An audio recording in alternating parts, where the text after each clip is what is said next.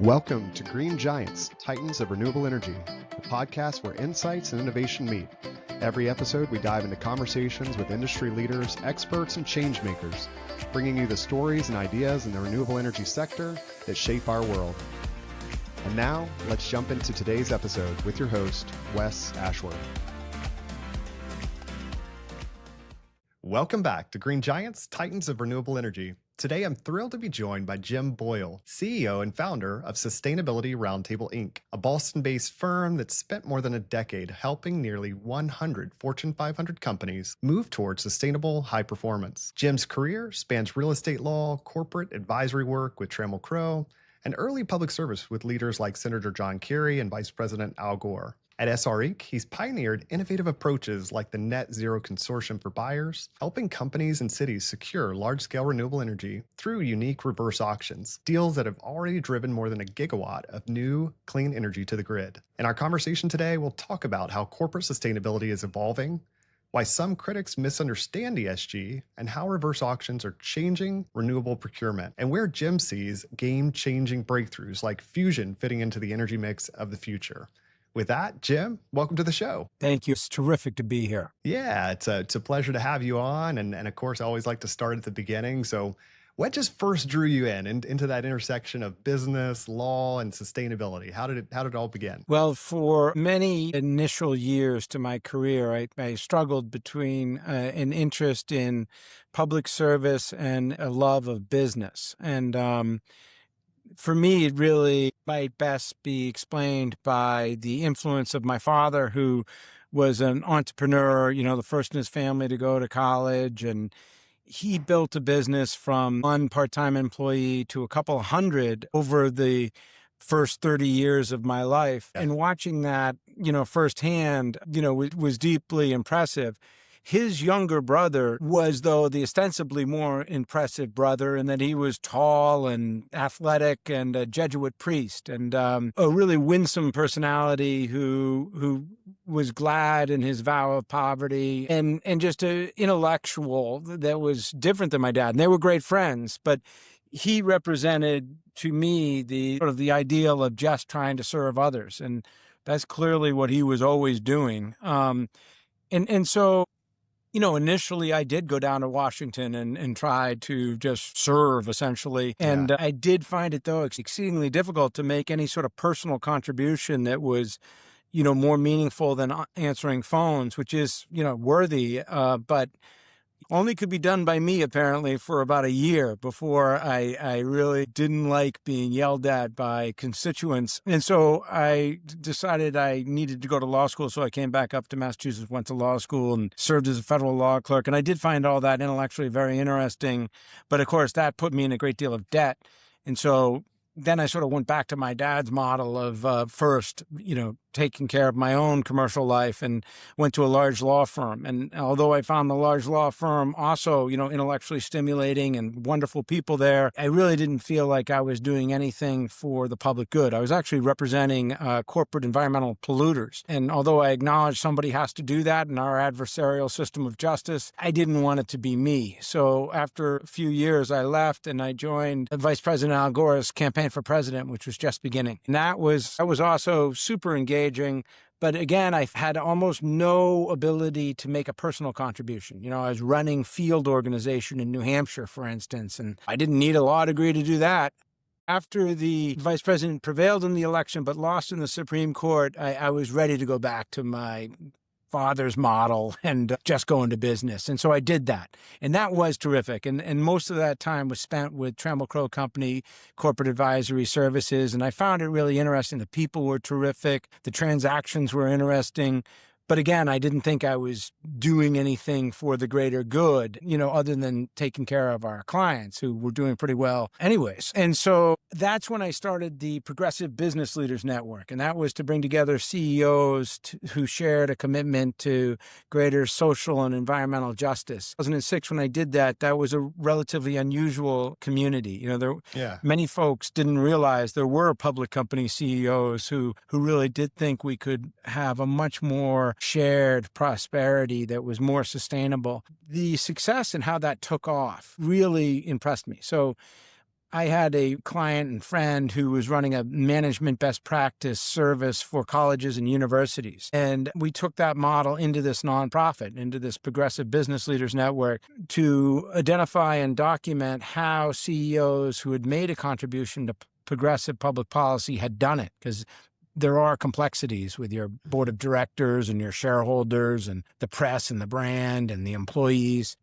And it really worked. CEOs who were enormously in demand made time for this community because they really wanted to understand how their peers had done this. That's when I, one, became enamored of the management best practice model, the membership-based best practice model, and Yeah. two, frankly, gained the confidence that I could start a new venture successfully, because that was very successful, even if it was, nonprofit. And so 2 years later, I founded the Sustainability Roundtable, Inc., to bring that management best practice model to specifically corporate sustainability. And although we got our start in the financial panic of 2009, Yeah. outstanding company after outstanding company like Apple Inc. and Hewlett Packard and a dozen others step forward to share information and share costs to ascertain what was working best in this move to more sustainable business. And so we've been building ever since. But it was 7 years ago that we started the Net Zero Consortium for Buyers to help our member client companies come together and cause new renewable energy at utility scale. And this has ended up enabling us to provide access to the utility scale renewable energy market that most all companies cannot otherwise access because they're simply not big enough. More than 7 years ago, the market was completely dominated by the 10 largest electricity users in the world. And they had sophisticated energy buying teams, and they could do sophisticated transactions. Most of our member clients wanted to do that, but just didn't have the internal capability to do that. And so we saw a wonderful opportunity for a shared cost service in specifically that. And that is the Net Zero Consortium for Buyers. Yeah, it's incredible stuff and really cool journey, and we'll dig more into a lot of that as we go. And you covered a couple of things. One thing I was curious, just what inspired you to launch Sustainability Roundtable, and you covered that really well. You also mentioned, and I mentioned in the intros, you worked under John Kerry and Al Gore's presidential campaign as well. How did those experiences influence your thinking and leadership style? Like, what are the takeaways that you still carry with you today? Well, one, I have a lot of respect and sympathy for folks in elected office. I mean, that Yeah. is a brutal career choice. And I have been impressed by the ability of business leaders to contribute constructively to policy development as business leaders. And I really did observe that first when I was working for Senator Kerry and then working for Vice President Gore. There were business leaders making a material contribution, not just financing by any stretch, but actual and intellectual contribution to what would be the best policies that would work for business and for more broadly shared and sustainable prosperity. And so I hadn't frankly been aware of that model, which was sort of a intersection of the model I was describing as personified by my father and the model personified by my Jesuit uncle. There was an in-between. And the most compelling example of that were the CEOs who taught me about, between 2006 and 2008, triple bottom line business. I hadn't really been educated to the reality that there were triple bottom line businesses that were out and performing. And that was the key learning, because when I recognized that existed, I saw an opportunity to integrate the two models that I'd been sort of struggling between. And that meant I could just vector a huge amount of energy into the main thing I was doing, which would be triple bottom line business. And so that's the more sort of conceptual story of how Sustainability Roundtable, Inc. got started. Yeah, and it was fascinating to hear how your journey just shaped your perspective and how that all came to be. I want to shift a little bit from your personal path into the corporate world you advise every day, and talk about how companies are really approaching sustainability behind the scenes. So you've worked with over 100 major corporations.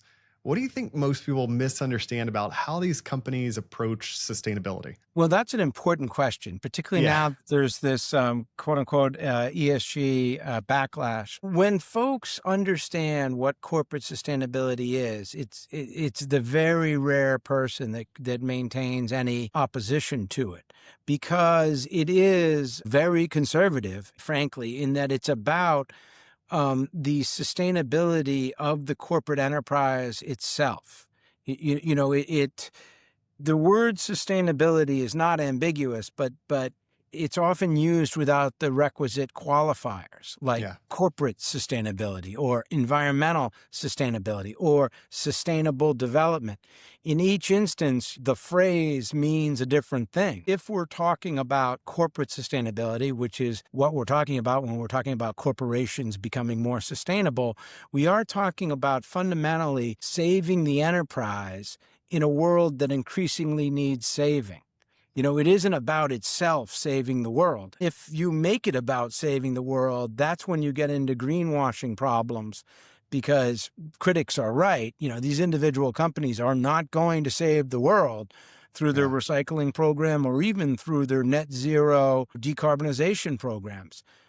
They're going to better position the enterprise and better collaborate with their world-class talent and their world-class investors and their world-class suppliers and their world-leading host communities if they develop a relationship to the environment that is something they can be proud of. Yeah, and you've made that distinction between corporate sustainability and environmental activism. Can you explain just how that framing affects your work? Well, we often, even in 2025, find that we need to have the sustainability teams at companies take a step back and make sure they have internally defined the function appropriately or most effectively.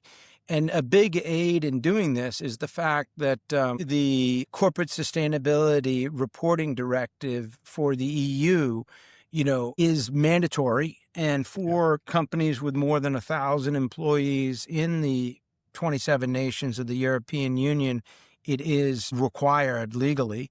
And that is most all of our member client companies. So the fact there's been this move to mandatory reporting that does specifically define corporate sustainability as about the long-term sustainability of the corporation, that's really helped us clarify that it does need to be defined internally that way. And as you can suspect, that affects so many other things in the function and so many other the discussions when everybody involved in the discussion comes to recognize that we're talking about corporate sustainability here, not global environmental sustainability itself. Yeah. And you've also said, you shared this a bit in the last question, but we're in the business of saving the enterprise in a world that needs saving. I guess, what exactly do you mean by that? And just explain that a little bit further for us. Well, I do think, although it's not necessary in the definition of corporate sustainability, it's a fact that folks that work in corporate sustainability generally are educated about climate science and deeply concerned about it. Yeah. Because what they've discovered is that we have an accelerating crisis of human-caused climate and environmental breakdown, and it's of shaping importance to global companies with global supply chains. Many of your viewers will know that the United States just had 4 once-in-a-thousand-year floods, Yeah. in just the last week. Statistically, it's almost impossible if we had a normal distribution curve, but we don't. We're in fat tail risk here, as the modelers would say. We aren't reverting back to mean. Our world has changed. And Yeah. unfortunately, it's changing in an accelerating way. So then the question for the business strategist is, okay, well, in light of that, what is a for-profit business going to do? There's a lot of associated questions, and we're only beginning to come up with answers that make a real difference. Yeah, absolutely. And that's some good, just kind of laying the groundwork for some of the foundation of the issue and how it all comes together. I do want to explore a little bit of just the skepticism and debate that's swirling around in these conversations, and not everyone agrees on the role ESG should play in business today. But there's a narrative in some circles that ESG has become more of a checkbox exercise, more branding than real substance.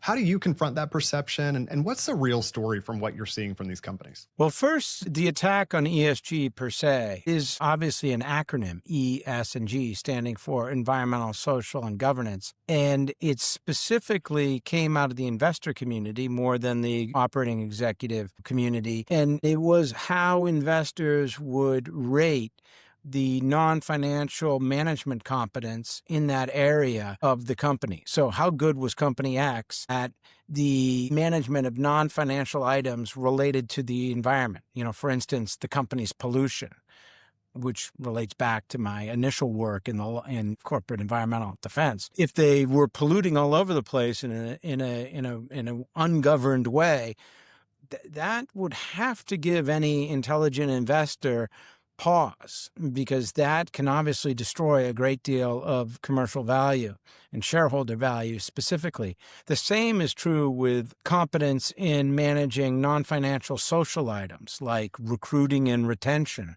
which is definitely part of ESG. For an investor not to care about an enterprise's competence at recruiting and retention, for instance, is for an investor not to care about what is regularly a material item for an enterprise. And then the same is true for governance.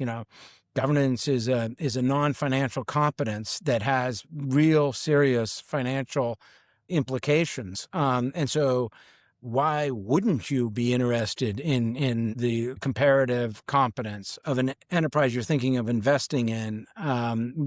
So what I say sometimes, a little flippantly, is like, if you are against ESG, are you also against RBIs in baseball?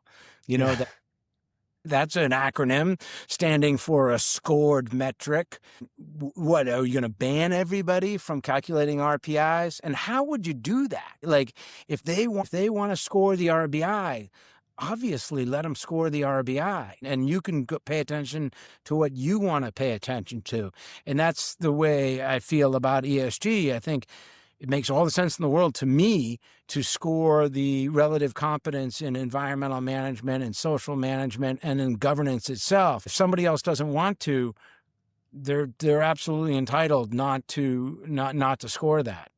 Yeah, no, that's fair. A lot of good points there. I love that parallel. Why do you think defining ESG accurately makes it harder to attack? And maybe anything there to add in terms of how you actually define it? Well, I do think if you recognize that it's just an acronym about the competence in non-financial management, all in support of corporate sustainability, the ability of the enterprise, the corporate enterprise people are invested in or working for, to succeed over time, you have to be somebody who's against corporations, and they do exist, to be against it. But in general, we're not hearing from people who are against corporations attacking the sort of quote-unquote wokeism of ESG. It's folks who say they're very much for corporations. And I think it's just, getting too focused on the language and not enough on the substance. Yeah, and that's good stuff. And then thanks for unpacking the ESG landscape so clearly. I feel like it's something that doesn't get done enough. I'd love to dive into one of the most innovative aspects of your work, and you touched on this earlier, but just how companies are actually getting new renewable projects built and your unique approach with the Net Zero Consortium for Buyers. So, with that, can you explain how the Net Zero Consortium for Buyers actually works and what makes it different from traditional energy procurement? Sure. Well, this is definitely one of the most exciting things that has happened at Sustainability Roundtable Inc. over the last 17 years. 17 years ago, we started the Net Zero Consortium for Buyers. And 5 years ago, I stood up in Oakland and made a commitment at Verge to help our member client companies cause a gigawatt of new utility scale clean energy by 2025, before 2025.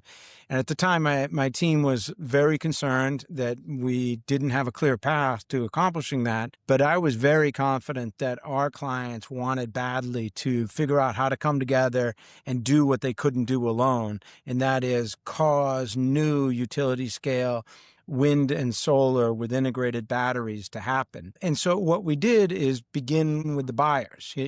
Too many people in this field and in this market really have begun with the sellers. And that's understandable because they're well-financed and they have marketing budgets and they want to sell. But as somebody who in corporate real estate had always represented the corporate tenants in their portfolio planning and their portfolio transaction strategies, it made abundant sense to us to just focus on the buyers, because there was a whole new generation of buyers coming forward who weren't among the largest energy users in the world and therefore didn't have internal teams and really needed a different transaction structure because they weren't doing this in part for financial hedging reasons, which the world's largest energy users were definitely doing these transactions in part and maybe in main part for the financial hedge they provided. And so we knew there was this new and building community of buyers, which actually represented more than 95% of the potential market. And we knew they needed additional help, and they would really benefit from not only the economies of scale of coming together, but also the economies of intellect. Without those internal teams, they would need social proof, for their CFOs and for their general counsels to be sure that these necessarily long-term commitments that would cause the new renewable energy made sense for them and didn't represent too much risk. And so we began at our Summit for Sustainable Business 6 in Washington, D.C. in 2018 to bring together these companies to discuss how best to do this. And then over time, we systematized that into what became, more than 30 different transactions involving more than 1.6 billion in transaction volume to cause multiple large projects throughout North America and also in Europe. And now that's all been sped up. So what we did over 4 years before 2025, we now hope to do just this year before our Summit for Sustainable Business 9 in Denver in March. And we see an opportunity to help organize the world's high credit offsite buyers. Ultimately all the buyers have to be organized, but at least the high credit, billion plus revenue companies should be enabled to do this, since they want to do this, but they're, as big as that sounds, they're considered too small for this market of utility scale clean energy. Yeah. And thinking about too, just the reverse auction model and why it's effective, why is it so attractive to developers? I guess, can you explain that a bit further as well? Yeah, well, and that's a great question, because it's not obvious that it is. And the fact of the matter is that at first they were against it. And they said, if you were Alphabet, or Google, you could tell us to do this, but you're not. And our position was, well, if you want the rest of the market, if you want the 95% that can't do this alone, you have to respect the fact that we need to organize the buying requirement prior to the bid. So we need to have you make the bid based on what our buyers have agreed to do before you got involved as a seller. And so in a way, we were able to take the challenge or the vice of the complexity of an aggregated procurement and turn it into a virtue where it explained to the developers why they should go along with this. Simply, it's too complicated otherwise. If they try to do a transaction with 8 of our buyers, they have 8 different negotiations, 8 different contracts, it's just untenable.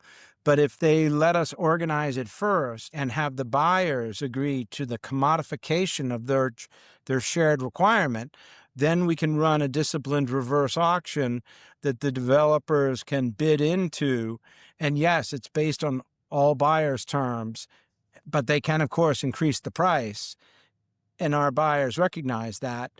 And in fact, aren't only about price. There's many other things in these long-term contracts that they, as corporate procurement executives, need to ensure they get. For instance, fair labor and a host of ESG requirements in their procurement.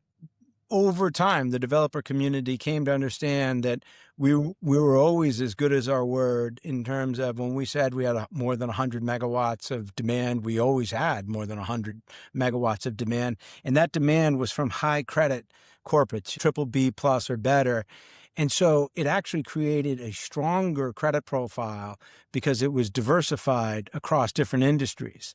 And so, yes, it is terrific to have Alphabet as your buyer, but that's one company. And although it's highly unlikely, it's possible that that one company would have some trouble someday. Whereas if you have 5 companies as buyers and they all have excellent credit, it would be an extraordinary thing for all of them to have a credit problem. So it's actually, from a credit perspective, a superior solution if you can deal with the complexity of multiple buyers, which, if you allow us to do our job, we can take care of that and then present you with what we'd like you to bid on. Yeah, it's impressive how much complexity your team handles in orchestrating these deals, obviously, and why you're well needed and valued. Thinking about that complexity, I want to zoom in on the kinds of conversations you're having with corporate decision makers as they consider these major commitments. So, what kind of questions or concerns do CFOs typically raise when they're considering these long-term renewable energy deals? Yeah, that's such an important question. So changes with changing markets,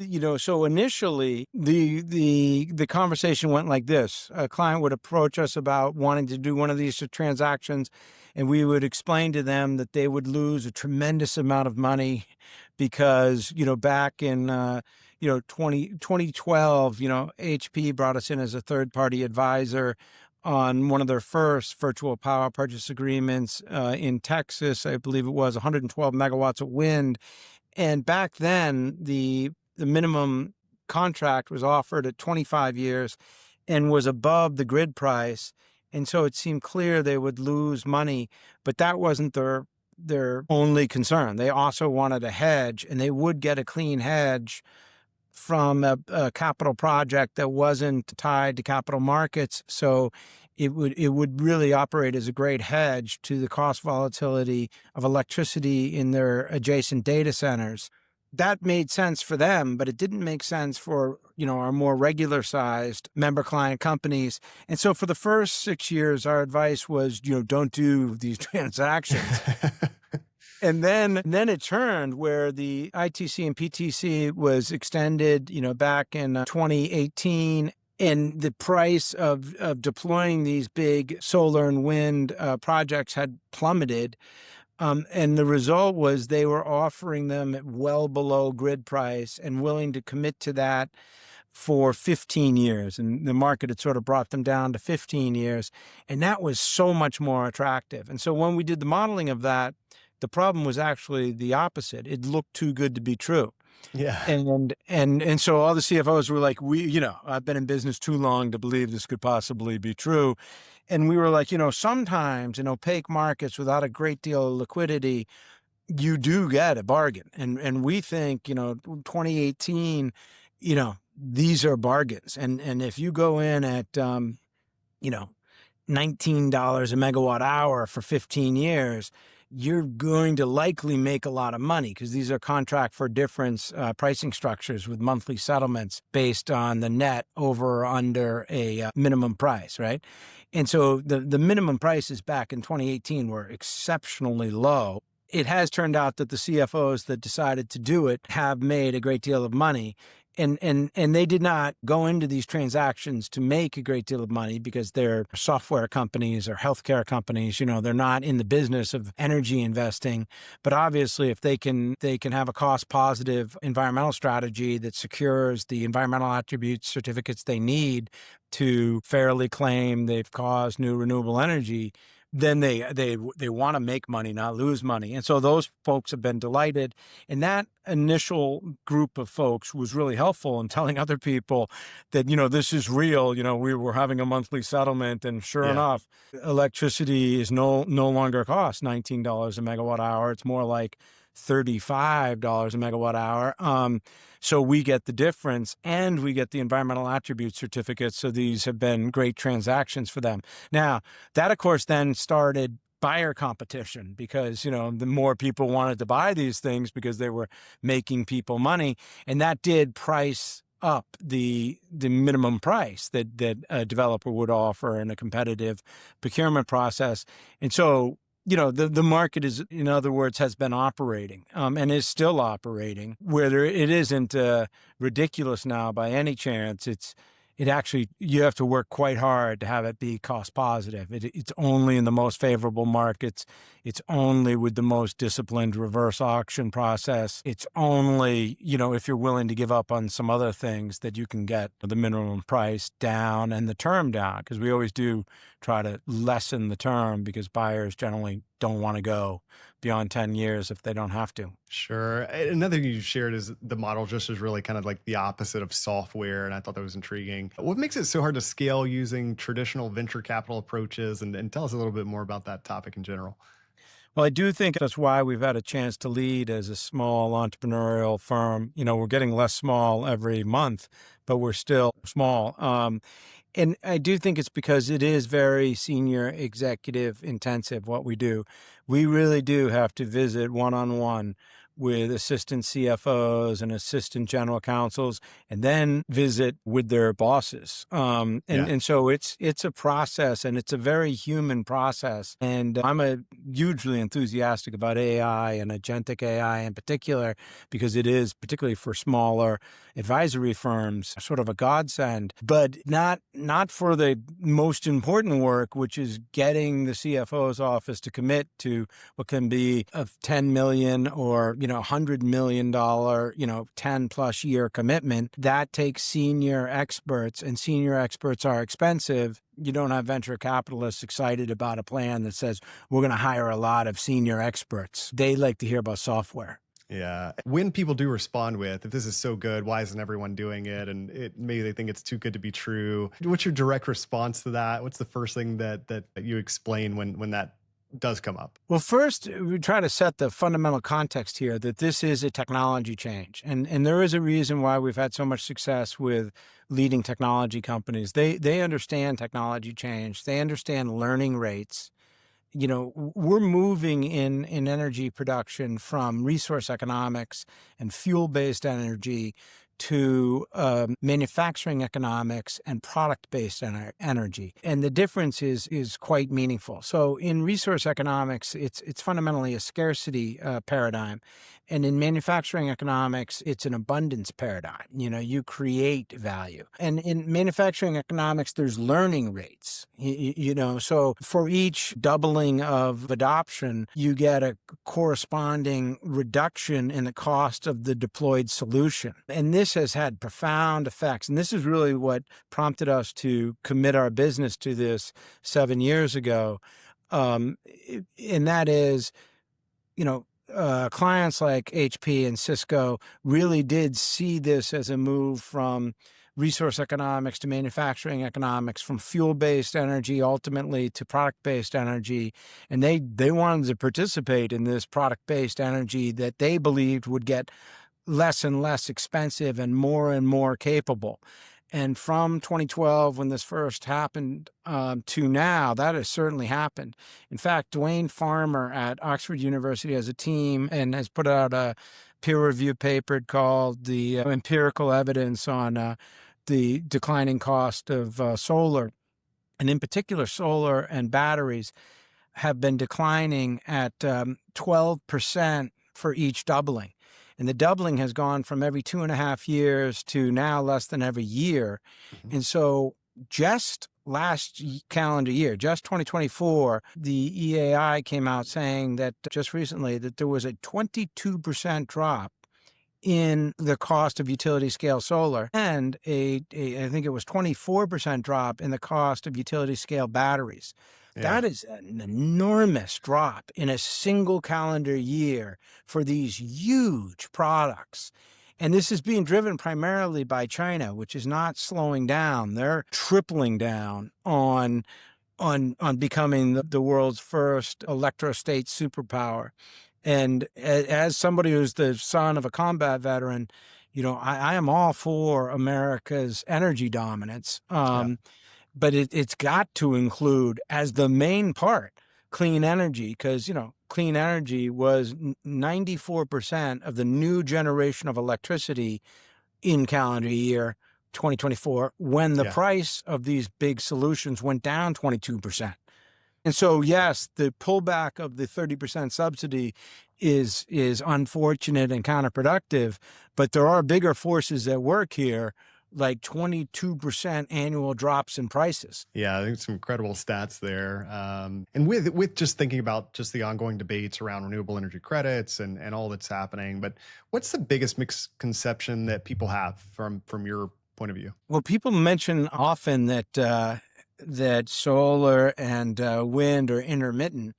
And if they reflected on it, they wouldn't be surprised that most people who are in the business really understand that. And that where this has become, a shapingly important issue, like Australia and Southern California, batteries have stepped forward, and they've stepped forward at the speed of business, which is to say they exceed all the models in terms of battery penetration. Because, of course, when it becomes enormously commercially compelling to do something, it's done like lightning. Yeah. You know what I mean? Because, people are making money, and the faster they move, the more money they make. So if you've got the market set up, even half right, and clearly Texas, for instance, has done that, then you have enormous, gains in what you need, which is not just wind and solar, but the balancing of scaled storage.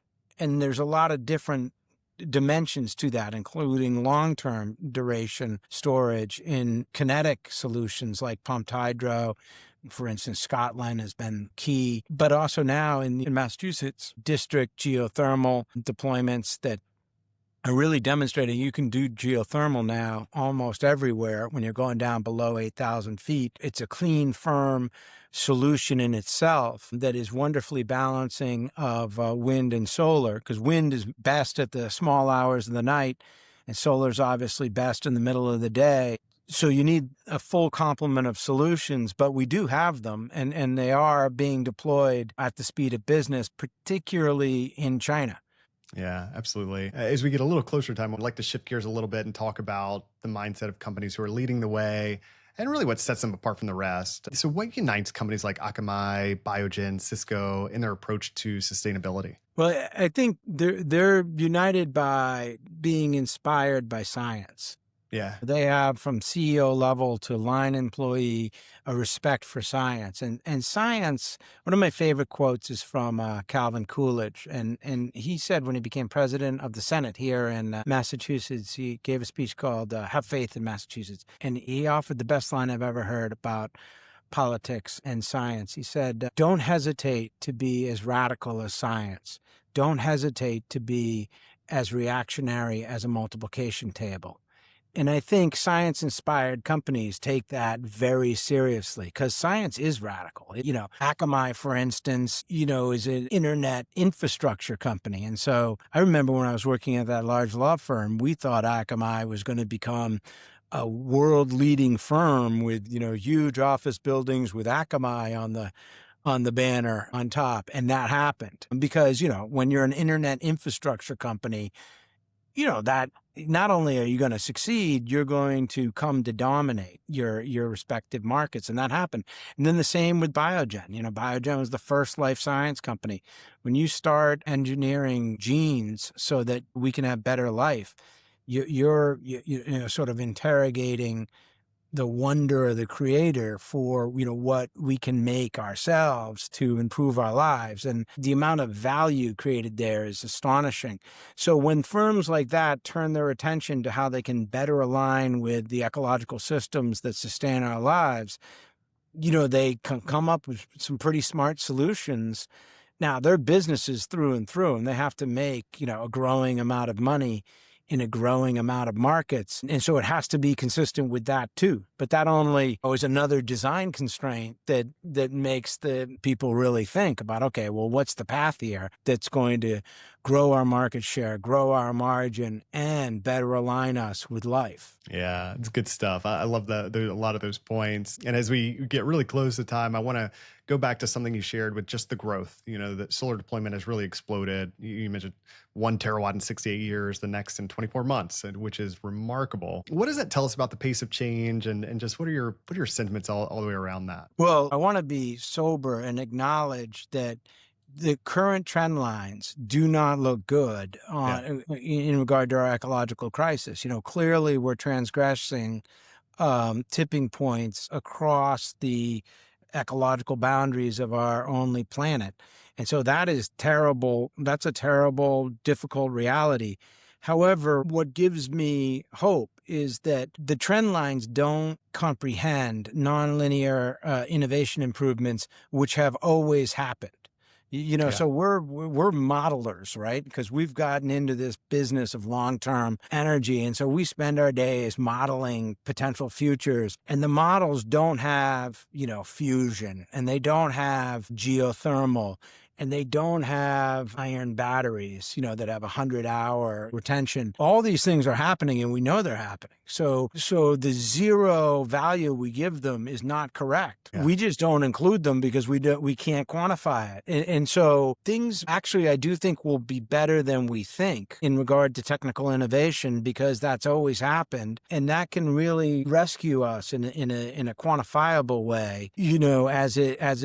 As it changes how we power our economy, and that changes the whole structure of power, political power, legal power, because the way energy is created and shared and used is changed. So I Yeah. do think there are good changes happening, and even more good changes than can be conventionally modeled.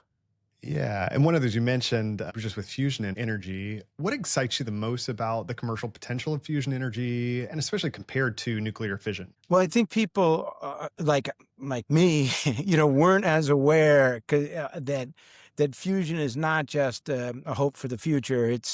It's got Commonwealth Fusion and 40 other companies hard at work on commercial solutions, and they've got disciplined investors expecting return. Commonwealth Fusion in particular has more than 1,200 people working there. They've built a they're building a plant in real time in Chesterfield, Virginia. Mhm. Dominion has bought the commercial energy they'll be producing beginning in 2032. So this timeline is similar or superior to small module reactors that are still only in planning, right? So everybody in the clean energy world is talking about small module reactors, and I understand why. They're an important part of the solution. However, fewer people are speaking about fusion, even though significantly fusion has much shorter permitting timelines, more like 18 months than, 18 years. And costs, more like $8 million, not $80 million. So just getting these things permitted and licensed to operate in the United States of America, which is a complicated legal, political situation, is not easy for these small nuclear reactors that people are so enthusiastic about. I mean, it's one thing to say they'd be a terrific solution, and it's another to deliver them in some physical place in the United States of America with all the legal constraints that actually probably make sense around really volatile compounds that have half-lives of 1 million years and also contribute to nuclear proliferation. So I'm not against nuclear, but it's complicated. Fusion is less complicated. It's definitely, been a more remote innovation because we have progressed far less along the line to commercialization. However, it is inherently different and easier to license and easier to permit. And now it's approaching, in a time that we should be starting to bring into our modeling, because our modeling goes out regularly to 2040 and beyond.